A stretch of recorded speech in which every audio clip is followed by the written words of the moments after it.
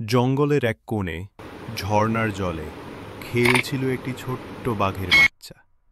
সব কিছু ছিল শান্ত। হঠাৎ গর্জন তুলে হাজির হলো এক বিশাল সিংহ।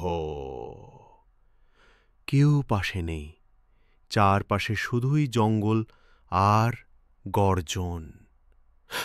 ঠিক তখনই জলের ভেতর দিয়ে এগিয়ে এলো একটি ছোট্ট কাঠের নৌকা। নৌকায় বসে এক শিশু, কৌতূহলী চোখে সে তাকায় বাঘছানার দিকে।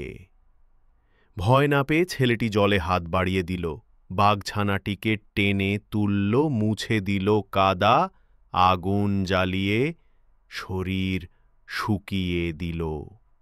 সে তাকে খেতে দিল নদী থেকে ধরা মাছ, কিছু পাকা ফল। ছেলেটা জানত না বাঘ মাংস খায়, তবুও বাঘছানাটি শান্ত হয়ে তার পাশে ঘুমিয়ে পড়ল।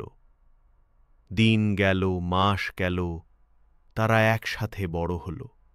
কিন্তু একদিন বাঘটি হারিয়ে গেল জঙ্গলের ভেতর। ছেলেটি বুঝতে পারেনি তার প্রিয় বন্ধুটি আর নেই কাছে, তবুও হৃদয়ে রেখে দিল সেই মুহূর্তগুলো। বছর কয়েক পর ছেলেটি ফুল তুলছিল জঙ্গলে। হঠাৎ একটি বিশাল হায়না তার দিকে ছুটে এলো। ঠিক সেই মুহূর্তে গর্জন তুলে ঝাঁপিয়ে পড়ল একটি বড় বাঘ। একই আঘাতে হায়নাকে দূরে ছিটকে দিল। ছেলেটি তাকিয়ে দেখে, এ যে সেই বাঘ, তার শৈশবের বন্ধু। বাঘটি কাছে এসে মাথা ঘষে দেয় তার গায়ে। ভালোবাসা কখনো বৃথা যায় না।